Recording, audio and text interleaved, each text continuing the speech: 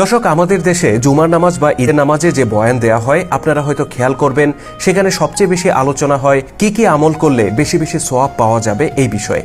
আমল আর আমল, সোয়াব আর সোয়াব, মানে সবই মনে করেন পরকালমুখী। কিন্তু আমাদের যে একটা বাস্তব জীবন আছে, একটা ইহকাল আছে, এখানে যে আমরা হাজারটা সমস্যায় জর্জরিত, হুজুররা মনে হয় এই কথা ভুলেই যান।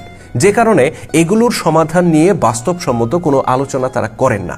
যেমন ধরেন, এই যে সমাজে অন্যায় অবিচার চলতেছে, মানুষের মধ্যে ক্ষুধা, দারিদ্র, বেকারত্ব, গত কয়েকদিন ধরে দেখেন তেল নিয়ে একটা বিরাট তেলেশমাতি কারবার চলতেছে, এগুলো নিয়ে কিন্তু কোনো বয়ান হয় না।